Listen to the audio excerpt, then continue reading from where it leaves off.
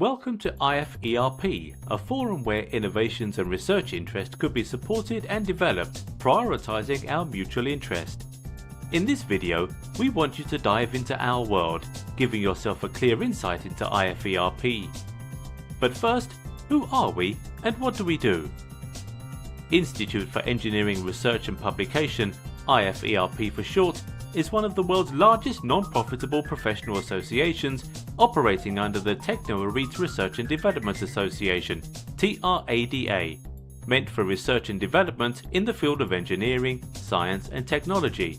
We are one of the largest professional bodies for engineering professionals in India and across the globe, established in 2014. We extend to every part of the globe, with more than 28,000 professional members and 34,000 student members. Our growing membership at IFERP has led to an increase in members from Europe, Asia, Australia, Africa and the USA, fostering networking opportunities that strengthen ties within and across countries and technical communities. The mission of IFERP is to connect professionals at an integrated platform for growth to divert knowledge and skills towards the sustainable application of professional education and more. And our vision of digitalizing innovation processes through our professional networking services and more has pushed us forward to our achievements today.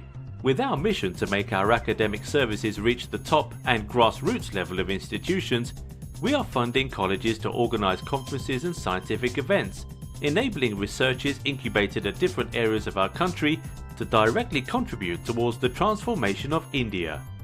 IFERP simply connects engineers, exchange global innovation, and acts as a bridge between researchers and academics by organizing international conferences, world conferences, faculty development programs, webinars, seminars, providing membership, and more.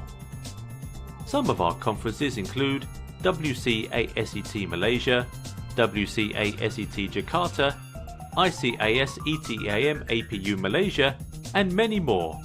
We've also organised scientific events in association with renowned universities done in the past, with over 28,593 journal publication services, creating opportunities to get your research paper published in high impact factor journals such as Scopus Indexed, Web of Science, Google Scholar Index journals, ESCI, UGC approved, L Compandax, ISI, Chimago Index journals, and many more. To make our operations smoother and more perfect, we have been supported by our associated organisation, Association of Cloud Technologists, Global Association of Nanotechnology, International Association for Big Data Analysts, International Association for IoT, International Wireless Network Association, and World Association for Structural Engineers.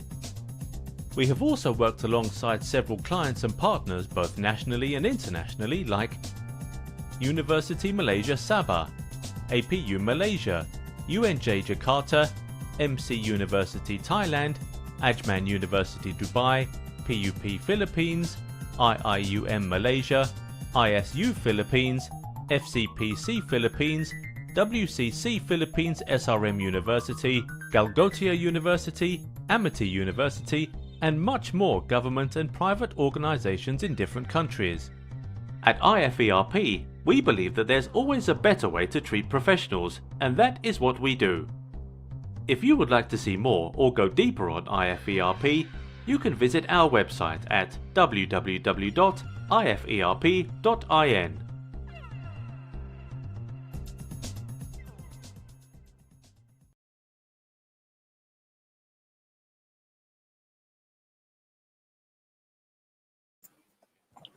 Hello everyone.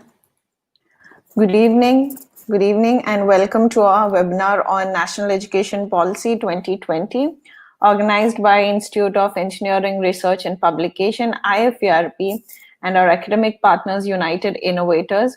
Welcome all and welcome to all the attendees who are watching us live on YouTube as well. Thank you all for joining us today. And today we are being joined by Dr. Gopi Chand, Deputy Secretary of University Grants Commission from India. Sir, can you hear me? Hello? Hello?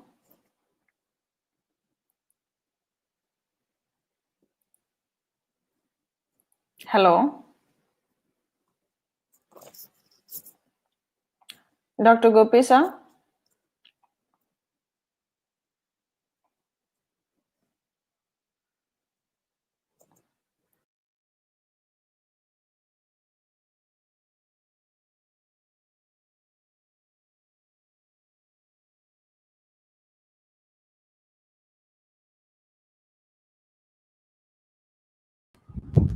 Hello. Good evening. Yeah, Yes, are you able yes. to hear me? Yes, we can hear you, sir. Yeah, And you can, I yeah, guess your video is off, so camera is off. yeah. It's Yes, thank you, sir. Good evening. okay. Good And evening. Good evening. welcome to our webinar. Attendees, before we begin, I would like to introduce to you our speaker, Dr. Gopi Chand, sir. He is Deputy Secretary at University Grants Commission from India. Before joining UGC, he was a professor and head of information technology at Vardhaman College of Engineering at Hyderabad. And he received his BTech in information technology from Nagarjuna University and MTech in software engineering from JNTU Hyderabad. And he did his doctorate in computer science and engineering from JNTU. He has authored 2 books and he has published more than 50 papers in peer reviewed international journals and conference proceedings. He is a guide to many masters and UG students as well. And he's an active professional member of several professional bodies like IEEE, ACM, IENG, CSI, and ISTE. Thank you, sir, for joining us today evening. It's an honor to have you here. Thank you so much. Thank you. Yeah, it's my pleasure. So, would you like to speak a few words to our attendees who have joined us today evening? Yeah. So, good evening, management of IFERP and moderator Jazilia. Good evening to one and all, and participants who are attending this event. And today I am going to present a talk on National Education Policy 2020, which was introduced recently. And particularly, I would like to highlight on higher education. Sure, sir. Okay. Okay. Thank you, sir. Thank you so much. And without any delay, we'll move on to the presentation, sir. Yeah. Can I start?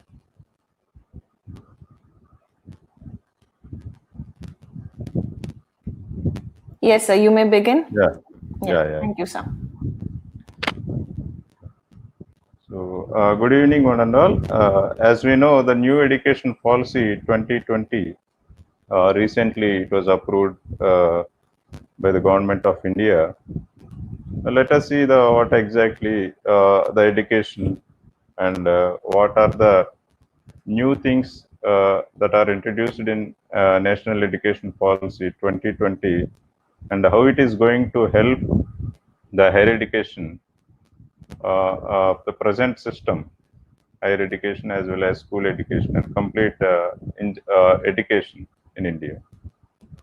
So basically, education is the fundamental for achieving full human potential, developing an equitable and just society, and promoting national development. Providing universal access to quality education is the key India's continued ascent and leadership on the global stage in terms of economic growth, social justice and equality, scientific advancement, national integration and cultural preservation. So education is not just about, it is about only one particular area of expertise or area of interest, which we go, which we pursue and try to get something benefit out of that. But it is, education is fundamental for achieving full human potential, developing an equitable and just society and promoting national development. Okay, it is not simply that we attend a course or we study pursue a degree and get some job. Okay, it should be a achieving full human potential. That is the basic fundamental of education.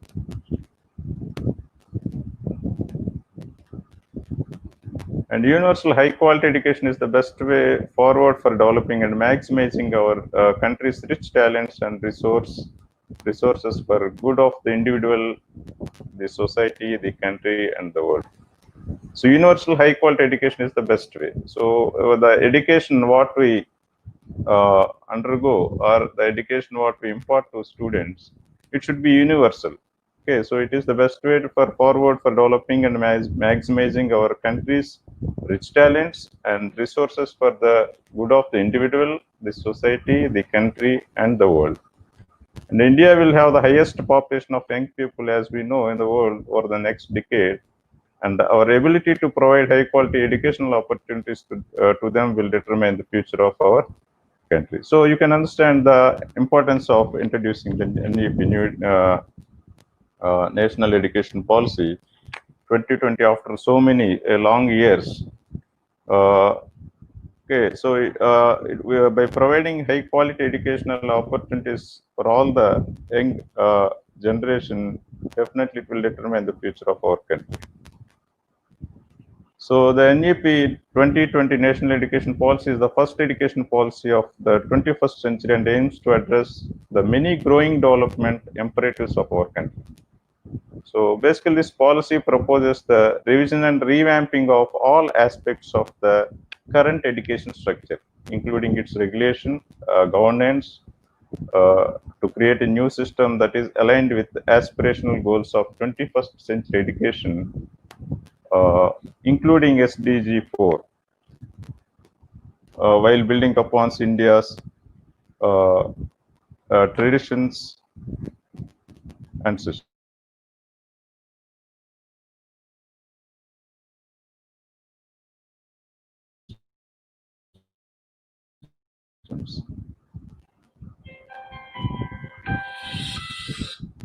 The national education policy individuals develop not only cognitive capacities, both the foundational capacities of literacy and numeracy, and the higher order cognitive capacities such as critical thinking and problem solving. So it is not simply basing on only cognitive capacities.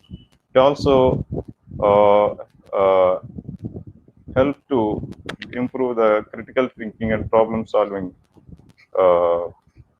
capacities, but also social, ethical, and emotional capacities and dispositions. So it should not limit to a one particular area of expertise.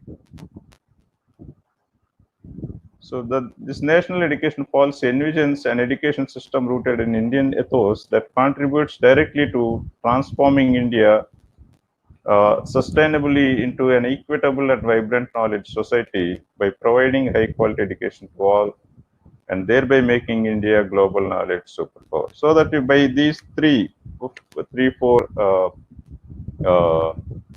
slides, you can understand that the main purpose of introducing this NEP, purpose and objective. So the policy envisages that curriculum and pedagogy for our institutions must develop among the students a deep sense of respect towards fundamental duties and constitutional values, bonding with one's country and a conscious awareness of one's roles and responsibilities in the changing world. So it should always, the policy envisages that curriculum and pedagogy of our institutions. So most of the, when you see an engineering curriculum or when you see a arts curriculum or when you see a science curriculum or medical curriculum, it most of the time it always limits to a respective subject only. So it should not be like that. It should be the curriculum and pedagogy of our institutions must develop among the students a deep sense of respect towards the fundamental duties and constitutional values. So it should be able to impart all the necessary values which a student is supposed to know and which a student is supposed to learn. Bonding with one's country and consciousness awareness of one's roles and responsibilities in the changing world. So we should know our responsibilities, what is our role and responsibilities, and what are the values, and what is the Indian traditions, everything. So in such a way that a curriculum and pedagogy of our institutions has to be designed.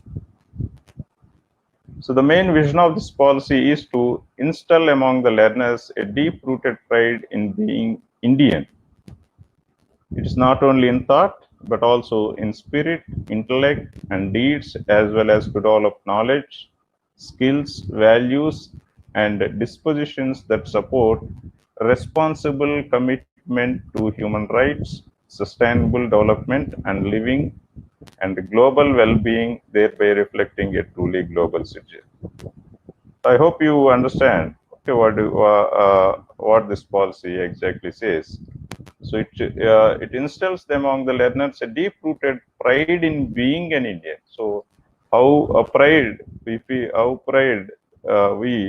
that as we are Indians, not only in thought. Okay, it is not just that I am an Indian. We should feel proud, but also in spirit, intellect, and deeds, as well as to develop knowledge, skills, values, and dispositions that support responsible commitment to human rights. So sustainable development and living and global well-being, thereby reflecting a truly global citizen. So this is the policy, vision of the policy, national education policy. So this national education policy addresses the major revolutionary changes in both the school education and higher education as well. So for today's presentation, particularly I would like to speak on higher education. So in higher education, there are many, what are the key points, parameters that are addressed in higher education. The first one is quality universities and colleges. So a new and forward-looking vision for India's higher education system. So the colleges and universities are institutions what we had, how to make the institutions and universities more quality institutions.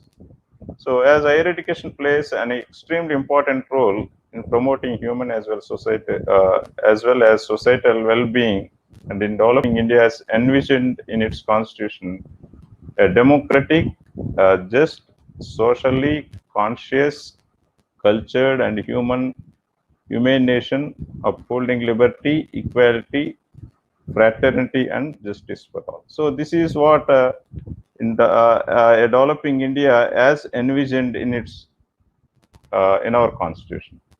So how a developing India should be, it is described in our constitution, envisioned in its in our constitution is, it should be a democratic, it should be a just, social, conscious, cultured, and a humane nation upholding liberty, equality, fraternity, and justice for all. So because to have all these qualities, so based on this, our higher education should support all these by having the education in our universities and colleges. One should suppose this curriculum and pedagogy should impart all these kind of qualities. It should be a democratic, it should be a socially conscious, okay, humane nation upholding liberty. Okay. It should help to equality, fraternity, and justice for all. And higher education significantly contributes towards sustainable livelihoods and economic development of the nation. As India moves towards becoming a knowledge economy and society, more and more young Indians are likely to aspire for higher education. So given the 21st century requirements, quality higher education must aim to develop good, thoughtful, well-rounded, and creative individuals. And it must enable an individual to study one or more specialized areas of interest at deep level and also develop character, ethical and constitutional values, intellectual curiosity, scientific temper, creativity, spirit of service, and 21st century capabilities across a range of disciplines, including sciences, social sciences, arts, humanities, languages, as well as professional, technical, and vocational subjects. So you can understand it must enable an individual to study one or more specialized areas. Suppose in previous curriculums, most of long back, if you choose one engineering option, if you go with engineering study, you may not have a chance to go with study other subjects, other specialized areas, or if you want to go with vocational or any professional or any languages or any arts like that. So it must, our new education system, it enables an individuals to study one or more specialized areas. Suppose if a student is interested to take a subject of another branch, or he wants to study a arts course or any other like that, professional, technical, vocational, whatever it is. So our education system should support him in such a way that he can go with one or more specialized areas of interest at a deep level, and also develop character, ethical, and constitutional values. So that is what a new education policy, it helps the students to go with more than one or more areas. And for the purpose of developing holistic individuals, it is essential that an identified set of skills and values will be incorporated at each stage of learning, from preschool to higher education. So the purpose of developing holistic individuals. So it should be all-round development must be there for a student. It is not, as I said, it is expertise in one or other. So the purpose of developing holistic individuals, it is essential that identified set of skills and values will be incorporated at each stage of learning. So wherever there is a possibility, we have to incorporate the necessary skills, what student is interested, as well as what is needed for student, we can incorporate at each stage of learning, from preschool to higher education. So the purpose of quality higher education is therefore more than the creation of greater opportunities for individual employment.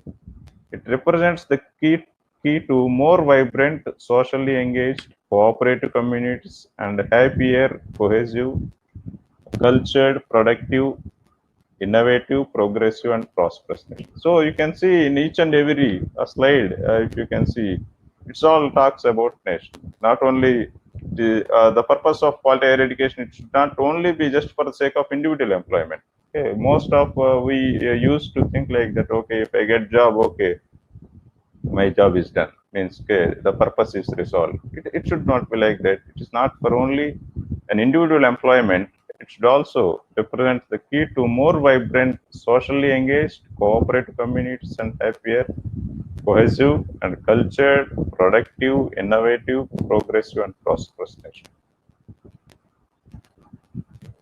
And the policy envisions a complete overhaul and re-energizing of the higher education system to overcome the challenges and thereby deliver high quality higher education with equity and inclusion.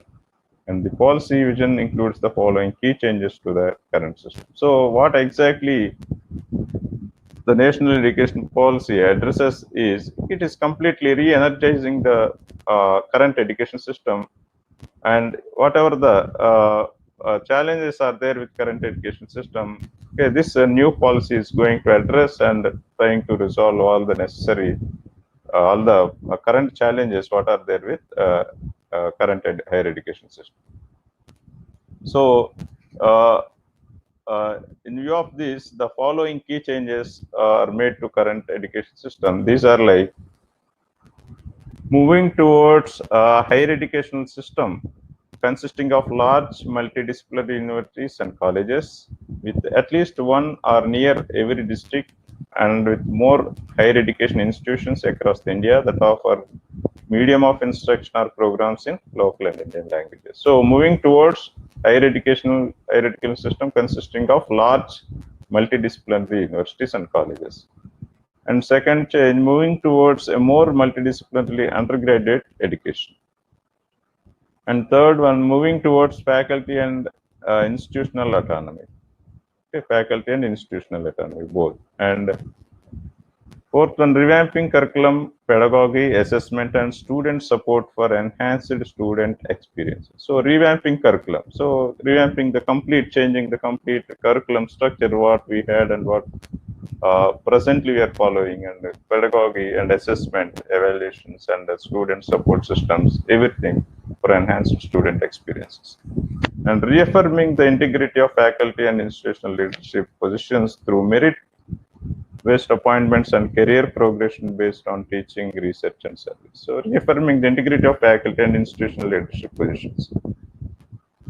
So more transparent recruitments, more qualified and quality faculty, installing the qualified faculty at different levels of institutions, and establishing of National Research Foundation to fund outstanding peer-reviewed research and to actively seed research in universities and colleges. So we are going to establish a National Research Foundation, NRF, to fund outstanding peer-reviewed research. Okay. So NRF is going to be established separately for funding the research. And the governance of HES by high qualified independent boards having academic and administrative autonomy. So governance of higher education institutions by high qualified independent boards having academic and administrative autonomy. And light but tight regulation by single regulator for higher education. So complete all if we see in present system, we have different apex bodies like AICTE, UGC, and National Council for Teachers Education. Different bodies are there. So regulation by single regulator for higher education. So NEP 2020 is going to propose a single regulator for all the complete education in India.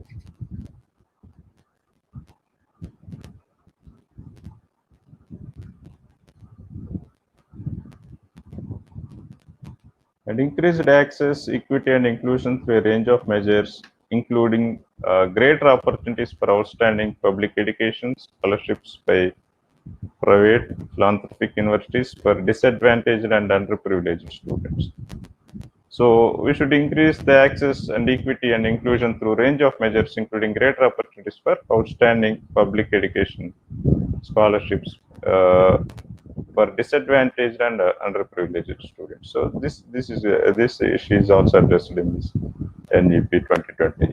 Online education and open distance learning and all infrastructure and learning materials accessible and available to learners with disabilities. And next point that is concerned is institutional restructuring and consolidation. So the main thrust of policy regarding higher education is to end the fragmentation of higher education by transforming higher education institutions into larger multidisciplinary universities, colleges, or higher education clusters or knowledge hubs, each of which will aim to have 3,000 or more students. So that is what the main thrust of this policy. It is not that suppose a college is established in so and so year with some intake of 100 or 200. It should not be the same intake or same values or same quality after 10 or 20 years also. So it has to grow. Regarding higher education is to end the fragmentation of higher education by transforming higher education institutions into large multidisciplinary universities. So day by day, year by year, decade by decade, it has to go. It has to grow into a multidisciplinary universities. So college should not end with only college status. It has to go autonomy status. It has to grow to university status or knowledge hub like that, and it has to facilitate more number of students. Okay, it may start with less number of students, with intake of less number of students, but it has to grow with more number of intake of more number of students. So that is what the main thrust of this policy regarding higher education is, to end the fragmentation of higher education by transforming higher education institutions into larger multidisciplinary universities. This would help build the vibrant communities of scholars and peers, break down harmful silos, enable students to become well-rounded across disciplines, including artistic, creative, and analytic subjects, as well as develop active research communities across disciplines, including cross-disciplinary research, and increase resource efficiency, both material and human, across higher education. So by transforming the colleges into multidisciplinary universities, this helps to build vibrant communities of scholars and peers of different disciplines, where they can do different cross-disciplinary research and different activities So with more number of students in the universities.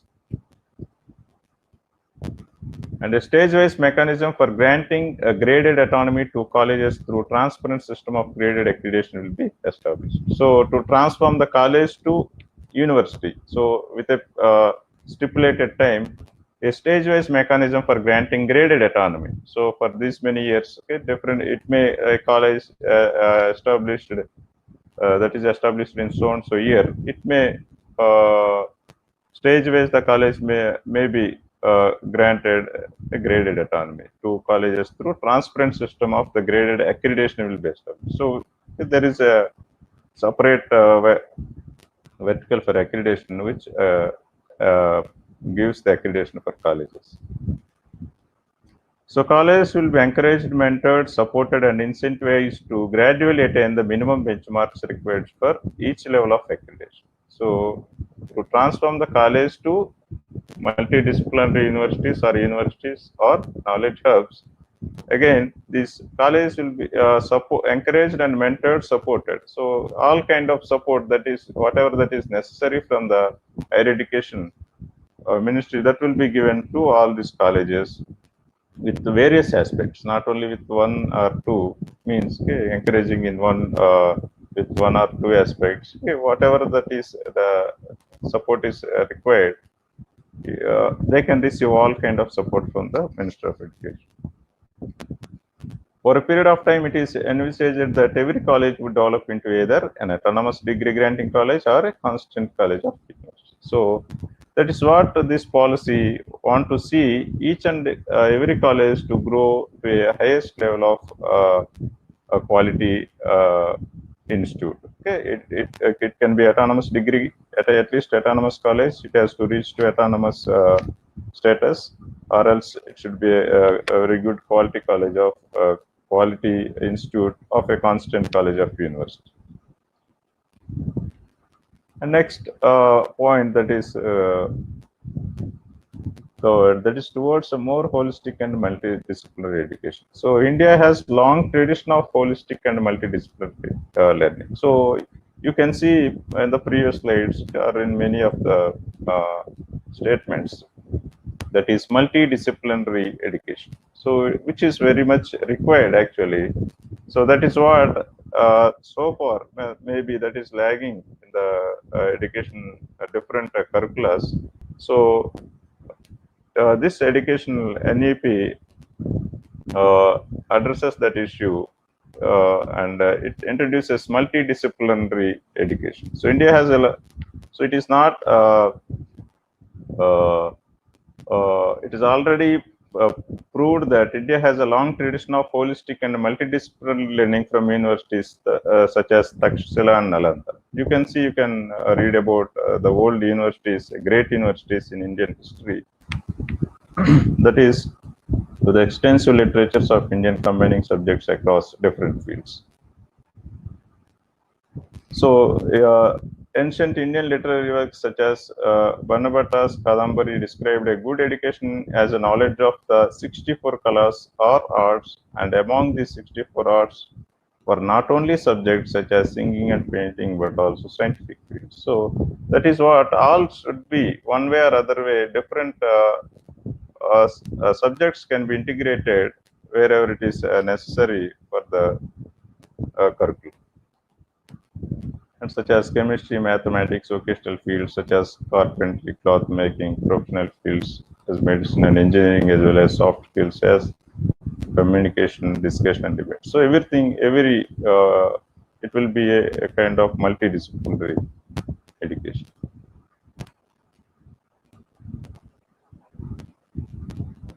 And the very idea that all branches of creative human endeavor, including mathematics, science, vocational subjects, professional subjects, and soft skills, should be considered as arts, as distinctly Indian origins. And the notion of knowledge of many arts, or what modern times is often called liberal arts, must be brought back to Indian education, as it is exactly the kind of education that will be required for the 21st century. So for many long years, actually, the many of the people, we are not much focused on the liberal arts, okay, many arts. So it's very much required to bring back that, brought back to Indian education as exactly the kind of education what happened that is required for 21st century. If you can see in other some other countries, they used to give more and more importance for even history research also. They used to do research on history, historical things.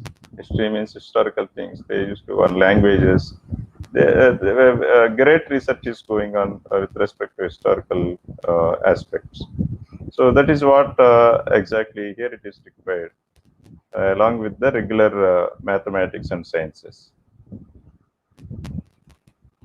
So a holistic and multidisciplinary education would aim to develop all capacities of human beings: intellectual, aesthetic, social, physical, emotional, and moral in an integrated manner. So that is what for every student that is required. It is not only one kind of expertise. He should be aimed to develop all capacities of human beings, which is very much required for all human beings: intellectual, aesthetic, social, physical, emotional, and moral in integrated manner. Such an education will help develop well-rounded individuals that possess critical 21st century capacities in the field across the arts, humanities, languages, sciences, social sciences, and professional, technical, and vocational fields. An ethic of social engagement, soft skills such as communications, discussion, and debate, and rigorous specialization in chosen fields or fields. And next point that is addressed, that is optimal learning environments and support for students. So effective learning requires comprehensive approach that involves appropriate curriculum, engaging pedagogy, continuous formative assessment, and adequate student support. The curriculum must be interesting and relevant and updated regularly to align with latest knowledge requirements and to meet specified learning outcomes. So the optimal learning environments and support for students. So effective learning requires comprehensive approach that involves appropriate curriculum. So appropriate curriculum must be designed, and continuous formative assessment must be there, and adequate student support, whatever the kind of support is required to learn the things, to know the things, to practice the things. Yeah, all necessary support must be provided. So the curriculum must be interesting and relevant. So it should be always be aligned with the latest knowledge requirements and to meet specified learning outcomes. So whatever the latest technologies or latest things that are happening, so if we can include in the curriculum, that always creates an interest in the student community. And similarly, it meets a specified learning outcome. So what the curriculum objective is there, at the end of the curriculum, once the course is studied, it should be able to know, achieve that outcome what exactly is supposed to. So that is what learning outcome. And high quality pedagogy is then necessary to successfully impart the curricular material to students, and pedagogical practices determine the learning experiences that are provided to students, thus directly influencing learning outcomes. So learning outcomes, after learning, what is the outcome? Means after, suppose if you study one subject, one course, okay, what exactly you learned from that course? So how best it is useful, and what exactly you learn, and by that what you can do with that knowledge. And the assessment methods must be scientific, designed to continuously improve the learning and test the application of knowledge. So after learning something, suppose if a course consists of some number of units, 5, 6, or 10, or 7, or whatever it is. So for each and every unit or each and every topic, okay, there should be some kind of assessment which can help the teacher to know the status of the student, to what extent he has learned the particular thing. So the assessment methods must be scientific, designed to continuously improve learning and test the application of knowledge. And the development of capacities that promote student wellness, such as fitness, good health, psychosocial well-being, and sound ethical grounding, are also critical for high quality life. So these are also the things that needs to be considered. And internationalization, this is one more important thing.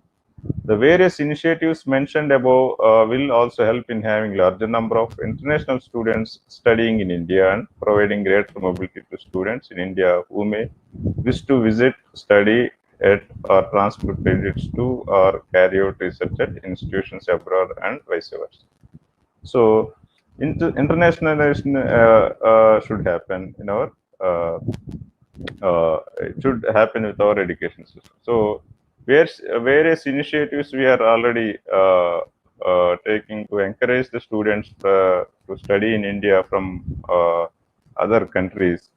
So various initiatives mentioned above will also help in having larger number of international students studying in India. So all the initiatives what are mentioned previously in the National Education Policy 2020. So these are all these initiatives not only helps to grow the students in India, it also helps to attract the students from outside the India, from other countries also. So it is also very much required. And courses and programs in subjects such as Indology, Indian languages, Ayush systems of medicine, yoga, arts, music, history, culture, and modern India. Internationally relevant curricula in the sciences, social sciences, and beyond meaningful opportunities for social engagement, quality residential facilities, and on-campus support, etc. will be fostered to attain the goal of global quality standards, to attract a greater number of international students and achieve the goal of internationalization at home. So I hope you can understand the objective of this point. So to attract the students globally, global students to India, because the students from outside of the countries, from outside of the India, okay, we have very less number of students from outside of the India. So we have to attract more and more number of students. So how we can attract more number of students is that is we have to frame a curriculum, internationally relevant curriculum in the sciences and social sciences and beyond. And it should also help to get meaningful opportunities for social engagement and quality. We have to provide quality residential facilities and on-campus support. So if we have a international curricula, relevant curricula, then other students from other countries also they will try to study. They will try to apply for the courses in India so that we can have more number of students from other countries, so that we can achieve the goal of internationalization at home. At home means in India. So India will be promoted as a global study destination, providing premium education at affordable cost, thereby helping to restore its role as Vishwaguru. So long years, and we have many number of students from different places where it is the hub of the education, India. Again, to restore its role as Vishwaguru, we have to attract as many number of students as from other countries, so that we can restore its our role as Vishwaguru. So for that, because we can attract more number of students, because our education compared to other countries' education, it is at affordable costs, and if we can able to design the curriculums, internationally relevant curriculums, definitely we can attract students from outside. Next point that is to be discussed is student activity and participation. So as we know, students are the prime stakeholders in the education system, and vibrant campus life is essential for high quality teaching learning process. Towards this end, student will be given plenty of opportunities for participation in sports, cultures, arts clubs, eco clubs, activity clubs, community services and projects. So student activity and participation. So it is students should not be limited to only read the subject, or write the examination, or do something in the labs with respect to the subject only. Not only those things, students will be given plenty of opportunities for participation in sports, culture, other activities like sports, culture, arts or clubs, eco clubs or activity clubs, and community service projects are different kind of activities we can have in the colleges. So we should not limit the students, or we should not force the students to be engaged with only subject relevant activities. So along with those activities, we should also encourage them in other activities in sports, cultures, hackathons, okay, programming contexts, debates, okay, paper presentations, attending conferences, seminars. There are many kind of things are there. So that this active participation will always helps the students to gain more and more knowledge and to know the new things, what are happenings, the latest current trends. In every education institutions, there shall be a counseling system for handling stress and emotional adjustments. So I hope you understand the importance of having a counseling system, because if you see in the everyday's news, okay, many different unwanted things are happening. Many of the colleges and with the individuals, means with unknowingly they are committing to different things. So that is just because of emotional adjustment. So in every education system, this is very important to have a counseling system. A counselors, either faculty or separate counselors, must be employed to handle the stress and emotional aging, because students are always some of the students may be more emotional. They may take things into more and more emotionally, so that based on that they will take some kind of decisions which may not help them in any way. So furthermore, a systematized arrangement shall be created to provide the requisite support to students from rural backgrounds, including increasing hostel facilities as needed. And all HAs will ensure quality medical facilities for all students in their region. So this policy enforces all the educational institutions to have all kind of these things. If any rural background students are there in our institution, support must be provided for them, including hostel facilities or providing communication skills or other skills which they are lagging uh, uh, uh, compared to the students from urban. So that is our minimum responsibility, to provide support for all the students who come from rural backgrounds.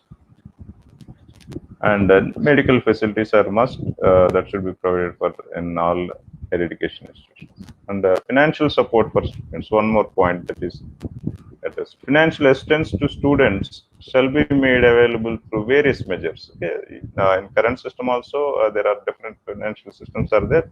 So we are encouraging and increasing the financial assistance to students shall be to students, making it available through various measures. Efforts will be made to incentivize the merit of students belonging to SC, ST, OBC, and other socio-economically disadvantaged groups. And the National Scholarship Portal will be expanded to support post and track progress of students receiving scholarships. Private scholarships and private higher education institutions will be encouraged to offer large number of freeships and scholarships to them. So definitely financial support will be extended for students more and more for all the students, and not only financial support, and the efforts will be made to incentivize the merit students belonging to different communities, scheduled caste, tribe, and other backward caste and other socio-economically disadvantaged groups. And motivated, energized, and capable faculty.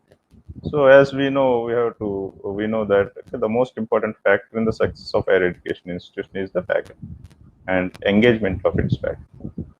So faculty is one of the most important factor to consider in any institution, where important factor to consider. And acknowledging the criticality of faculty in achieving the goals of higher education, various initiatives have been introduced in the past several years to systematize the recruitment and career progression, and to ensure equitable representation from various groups in the hiring faculty. So, if you have a good faculty and best faculty, obviously they do best things, and definitely it leads to best results. This is what everyone believes. So we have motivated, energized, and capable faculty, which is very important for any higher education, because the faculty are the backbone for any institution. So that the most important factor in the success of any higher education institution is the quality and engagement of its faculty. So how best faculty we have, and not only having the best faculty, how best we are engaging them, how best we are making use of the faculty for the different purposes of the education. So that is very important. Acknowledging the criticality of faculty in achieving the goals of higher education. What this policy says is various initiatives have been introduced in the past several years to systematize recruitment and career progression, and to ensure equitable representation from various groups in the hiring of faculty. And at the as the most basic step, all higher education institutions will be equipped with basic infrastructure facilities, including drinking water, clean working toilets, blackboards, offices, teaching supplies, libraries, labs, and pleasant classroom spaces and campuses. And every classroom shall have access to latest educational technology that enables better learning experience. So these are the minimum and necessary facilities that should be uh, uh, each and every higher education institutes must have. And equity and inclusion, this is another point, equity and inclusion in higher education. So entry into quality higher education can open a vast array of possibilities that can lift both individuals as well as communities out of the cycles of disadvantage. So for this reason, making quality higher education opportunities available to all individuals must be among the highest priorities. So this is one of the important point that we can see. Equity and inclusion in higher education. So entry into higher education, quality higher education always can open a vast array of possibilities that can lift both individuals. So if you have a degree from good quality higher education institution, so or if you have a good graduation or post graduation, definitely it helps you as an individual. It helps you to grow up in the society as well as communities to out of the cycles of the disadvantage. So those who are not having opportunities, the communities, they can also grow up by having quality education. So equity and inclusion in higher education is that is addressed in this education policy. For this reason, making quality higher education opportunities available to all individuals must be among the highest. So there is no difference for all the students, all groups. Okay, this policy ensures that quality education opportunities must be available. It ensures that quality education opportunities for all the individuals, for all the groups and all the communities and with highest priority. And this policy envisions ensuring equitable access to quality education to all students, with special emphasis on socio-economically disadvantaged groups, because those who are not on par with other groups, not having the education or not getting the education, definitely this policy envisions ensuring equitable access to quality education for all students. Every student, this policy helps all the students. Every student should get the quality education. So this is how the policy is designed in such a way that every student will get the access to quality education, which is very important. And teacher education.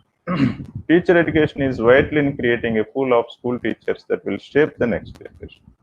So teacher preparation is an activity that requires multidisciplinary perspectives and knowledge, formation of dispositions and values, and development of practice under the best mentors. Teachers must be grounded in Indian values, languages, knowledge, ethos, and traditions, including the tribal traditions, while also being well versed with latest advances in education pedagogy. So teacher education is also important. So how best we are educating the teachers? It is this education is vital in creating full of school teachers that will shape the next generation. So as just now we discussed about faculty. So if you have a good faculty, definitely leads to the good results. And reimagining vocational education. So the 12th 5-year plan, 2012 to 17, estimated that only a very small percentage of the Indian workforce in the age group 19 to 24 received the formal vocational education, whereas in countries such as USA, United States of America, the number is 52%, in Germany is 75%, and South Korea is high as 96%. So these numbers only underline the urgency of the need to understand the spread of vocational education in India. So we used to give very less importance for vocational education as per these figures, if you can see. It is only a small percentage of Indian workforce in the age group of 19 to 24, less than 5%. So it is also important to have the vocational education. So wherever the skill set is required, what kind of knowledge and skill sets are required, trainings are required. Okay, that should also be taken by individual students.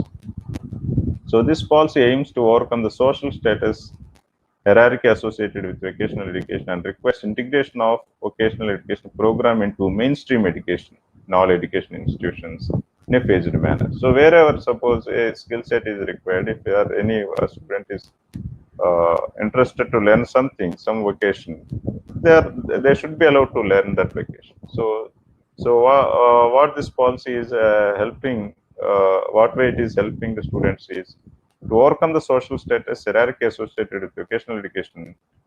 It requires integration of vocational education programs into mainstream. Mainstream education, this vocational education is programs are going to be integrated into mainstream education in all educational institutions in phased manner.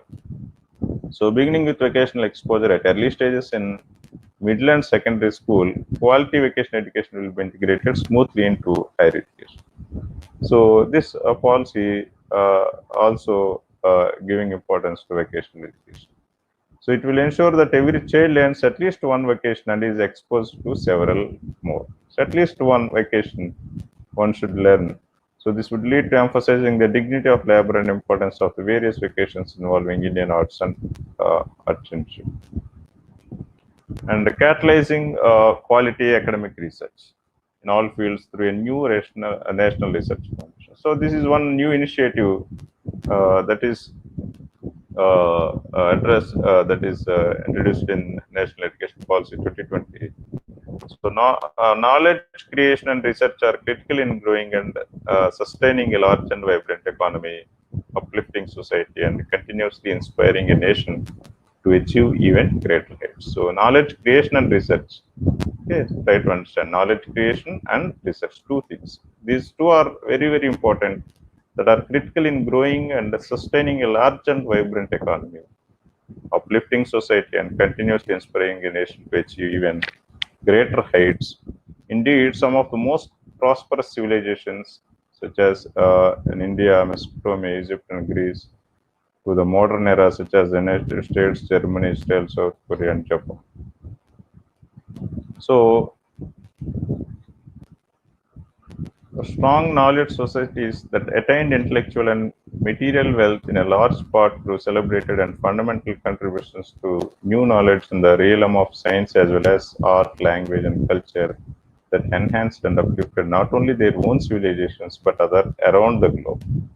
So this tells you the importance of research, having research, giving importance to research, how they are helping to their civilizations as well as other countries or other civilizations around the globe. So this research is very, very important. Knowledge creation as well as research is very, very important. So you can see the fruits of research in many forms. Okay, so many of the things what nowadays we are using, we are experiencing, or we are taking in the form of medicines are different things, tools, technology. Many of the things, these are all the products of research, outcomes of the research, what we can say. So for this purpose, what this policy has initiated is a National Research Foundation is established. So research and innovation at education institutions in India, particularly those that are engaged in higher education, is critical.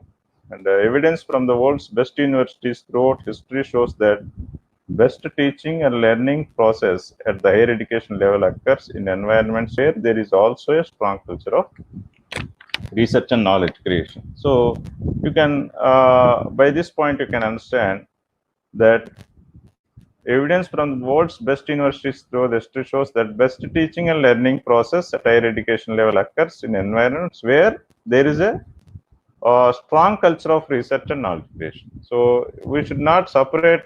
Okay, these are not different things. That research is different, and as well as knowledge, this teaching and learning is different. If you can see in many of the universities, even for this now, for corona problem also, corona, many vaccination, many of the universities are developing research forums are developing, research forums in the universities are developing vaccination, trying to develop the vaccination for coronavirus. So you can see that it is not two different things. Learning process and doing research and learning the subject, these are both are not separate things. So that is what evidence from the world's best universities throughout the history shows that best teaching and learning process at higher education level occurs in environments where there is also a strong culture of research and knowledge creation. So conversely, much of the very best research in the world has occurred multidisciplinary universities. That also you can observe. So where there is a multidisciplinary or cross-disciplinary research is going. And to catalyze quality research in the nation, this policy envisions the establishment of National Research Foundation, that is NRF. The overreaching goal of this NRF will be to enable the culture of research to permeate through our research. So for this purpose, what a new initiation that has been that is introduced in this National Education Policy is NRF, National Research Foundation, which gives the funds for research. And in particular, the NRF will provide a reliable base for merit-based but equitable peer-reviewed research funding, helping to develop culture of research in the country through suitable incentives for and recognition of outstanding research, and by undertaking major initiatives to seed and grow the research at state universities and other public universities where research capability is currently limited. So where the research fundings are very less in present system or with some universities, state universities or other universities. So this NRF definitely it will provide a reliable base for merit-based, at the same time equitable peer-reviewed research funding. So it NRF will give the funding, research funding for all the universities where they are lacking with research funds. And other public institutions where research capital is currently limited. And NRF will be competitively fund research in all disciplines. It is not limited to only some disciplines, it is for all disciplines. Successful research will be recognized and where relevant, implemented through close linkages with governmental agencies as well as with industry and private philanthropic organizations. And one more important thing that is in NEP that is addressed is transforming the regulatory system of higher education. So regulation of higher education has been too heavy-handed for decades. So we have different apex bodies, regulatory bodies in India. For example, AICT, UGC, AICT and other bodies are there. To address the issue of the regulatory system of higher education will ensure that the distinct functions of regulation, accreditation, funding, and academic standard setting will be performed by distinct, independent, and empowered bodies. So this is considered essential to create checks and balances in the system, minimize conflicts of interest, and eliminate concentrations of power. Okay. So to ensure that four institutional structures carrying out these four essential functions work independently at the same time and work in synergy towards common goals, this four structures will be set up as four independent work. So regulatory system, transforming regulatory system means at present we have different apex bodies which are not under one umbrella.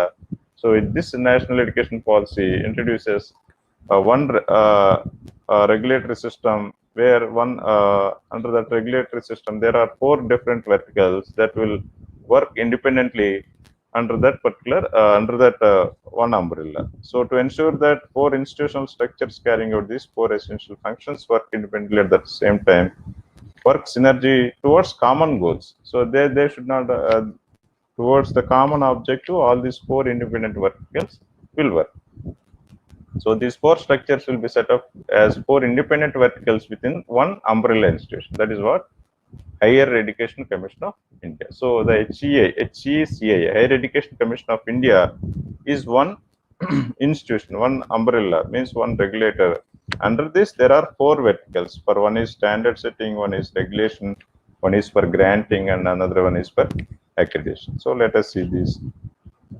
The first vertical of HECI will be the National Education Higher Education Regulatory Council, NHERC. This is the first vertical. So this is for the regulation. It will function as the common single point regulator for the higher education sector, including teacher education and excluding medical and legal education. So this is for excluding legal and medical. It covers all the education. So NHERC will be set up a regulate in the light but tight and facilitative manner, meaning that few important matters, particularly financial probability and good governance, and the full online and offline public self-disclosure of all finances, audits, procedures, infrastructures, faculty, staff, courses, and educational outcomes will be very effectively regulated. So this is for regulation. And the primary mechanism to enable such regulation will be accreditation. The second vertical is about of HECI will meta accrediting body called National Accreditation Council. So now present also we have some NAC, National for accreditation. Similarly, this is NAC Accreditation Council, NAC, and accreditation of institutions will be based primarily on basic norms, public self-disclosure, good governance and outcomes, and it will be carried out by independent ecosystem of accrediting institutions supervised and overseen by NAC. So for each and every institution, how best they are performing and how they are maintaining standards, how they are doing. So that should be measured. There should be some measure. So for this purpose, accreditation council, the accreditation of institutions will be based on the primarily basic norms, public self-disclosure, good governance, and the outcomes of the institution or outcomes of the curriculum, whatever it is, and will be carried out by independent ecosystem accrediting institutions. So for each and every institution must be accredited with different grades, whatever the grades that are proposed.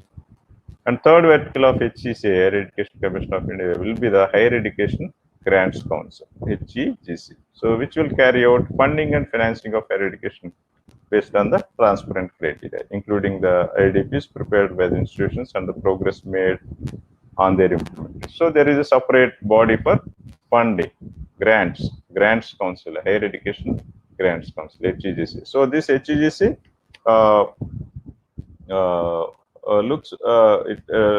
take care about only the funding for different schemes, development funds or different schemes, whatever that are supposed to have for colleges. So HEGC will be entrusted with the disbursement of scholarships and developmental funds for launching new focus areas and expanding quality program offerings at HEIs across disciplines and fields. So it is exclusively for the sake of funding. HEGs. And the fourth vertical of HECI will be the General Education Council, which will frame expected learning outcomes for higher education programs, also referred as graduate attributes. So learning outcomes. So after learning each and everything, thing means subject, course. If you learn a course, what is the outcome? Okay, what are the learning outcome? What you are supposed to learn at the end of the course? At the end of the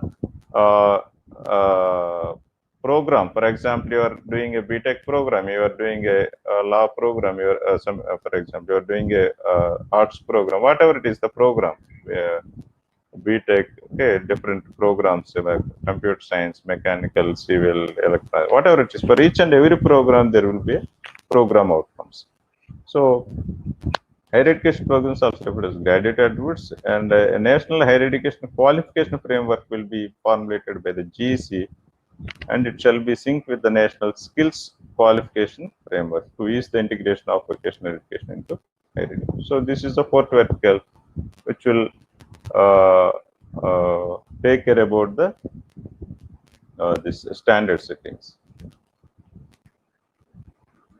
And higher education qualifications leading to a degree, diploma, certificate shall be described with the NSG QF in terms of such learning outcomes. Okay. In addition to GEC, shall set up facilitative norms for issue of such credit transfer equivalence through NSG QF. So this higher education qualifications leading to a degree, diploma, certificate. So what exactly we are supposed? Suppose after 1 year, after completing the particular course, what kind of certificate supposed to get? Or after studying 1 year course, and if you left, what kind of certificate you will get? So this, all these things will be described, can be decided by NHQF in terms of such learning outcomes. And GEC shall set up facilitative norms for issues such as credit transfer, equivalence through NHQF.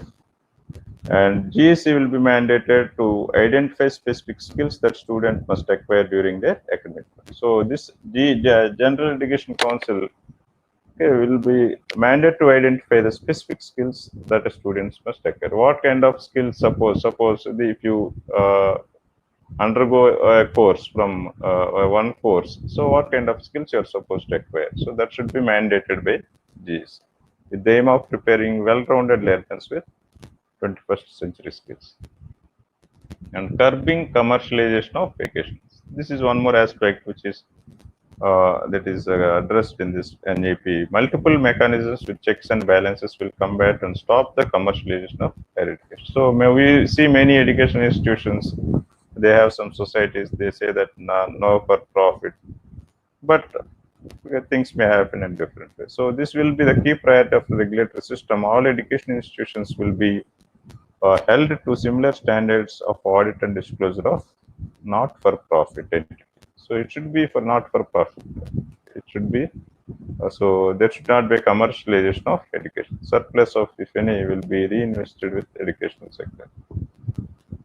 And there will be a transparent public disclosure of all the financial matters with resources of grievance handling mechanisms to the general public. So for general public also, they are supposed to disclose all the details, what exactly the financial matters with institution. And the accreditation system developed by NAC will provide complementary check on this system. So this accreditation will also check all the these financial matters also when they are doing accreditation. And NHERC will consider as one of the key dimensions of the regulatory object. And effective governance and leadership for higher education institutions. So it is effective governance and leadership that enables the creation of culture of excellence in and innovation in higher education institutions. So it is always important to have effective governance, effective leaders, effective head of the institutions, head of the departments. Okay, so whatever the leadership for higher education institutions, so effective governance and leadership for higher education always comes with effective people. So it is effective governance and leadership that enables the creation of culture of excellence and innovation in higher education institutions.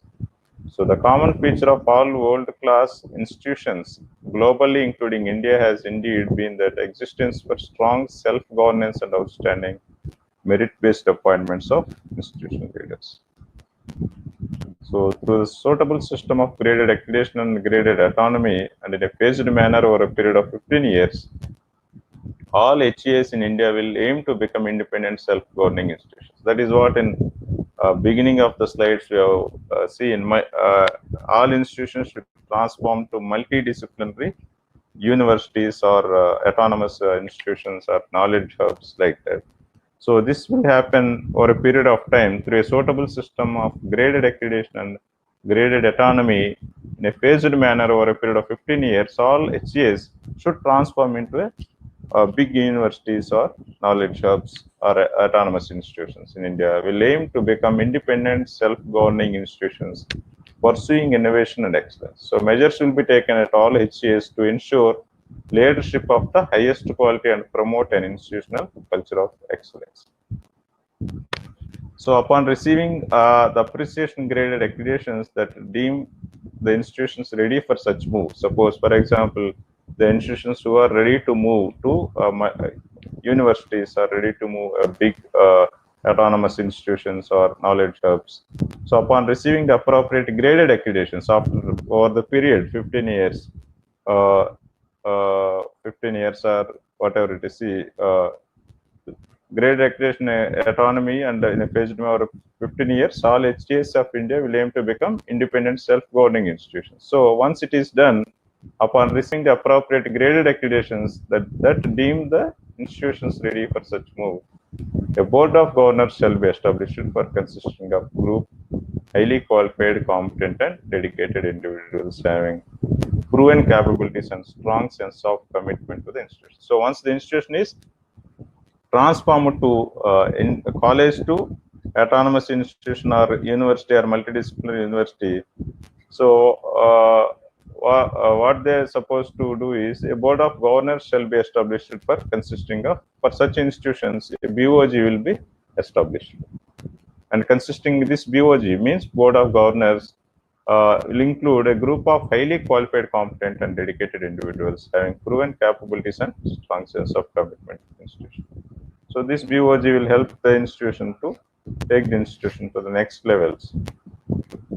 And BOG shall be responsible for and accountable to the stakeholders through transparent self-disclosures of all relevant records. So they are responsible for all the institutional things and accountable. They are accountable to stakeholders through transparent self-disclosures of relevant records. And it will be responsible for meeting all regulatory guidelines mandated by Higher Education Commission of India through the National Higher Education Regulatory Council.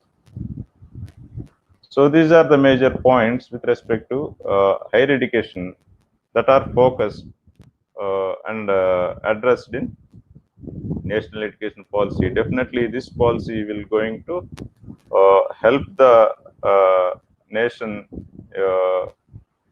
in a great way in transforming the students as well as institutions to a greater extent to greater heights. So I thank the IFERP for giving me this opportunity for today's webinar. And if you have any questions, you can ask. Thank you, sir. Thank you for that presentation. It was really amazing and very informative, in fact. And with this, we come to an end of our presentations. And at least if you have any questions, please do let us know. We'll make sure that we answer to your questions. And thank you to all the attendees for watching us live on YouTube as well. Thank you so much for joining us today.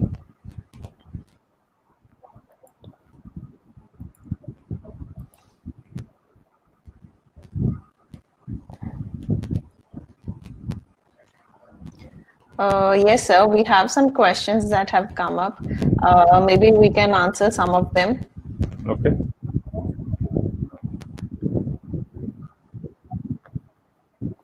Yeah, sure. Our first question is, what will be the status of NBA, AICTE and AAC, NAAAC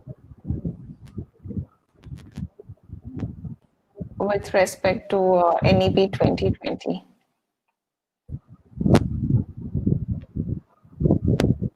What is the status of NBA, AICTE can and you yeah. repeat? Can you hear me, sir? Yeah. So yes, what will be the status of NBA, AICTE and NAAAC?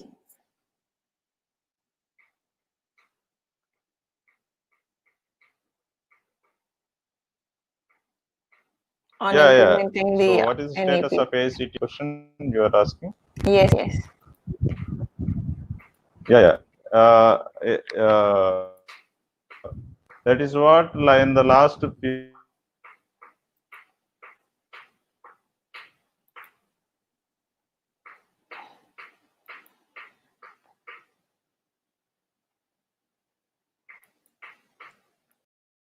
few slides you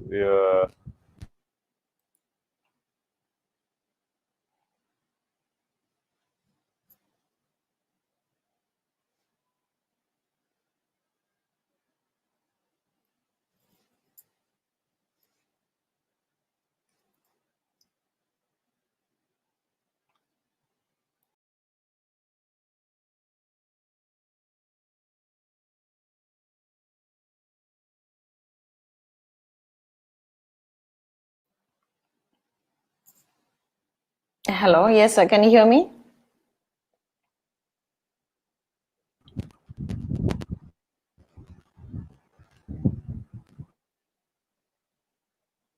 Hello.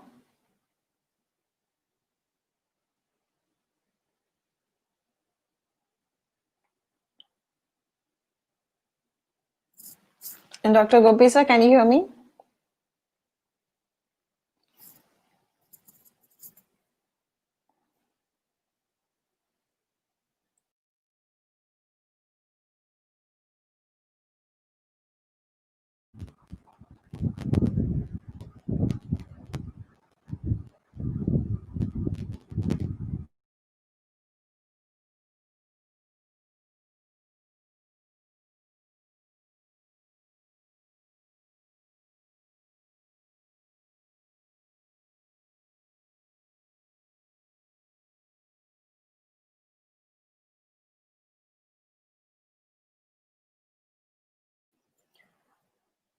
Sorry, attendees, for the technical glitch that we have.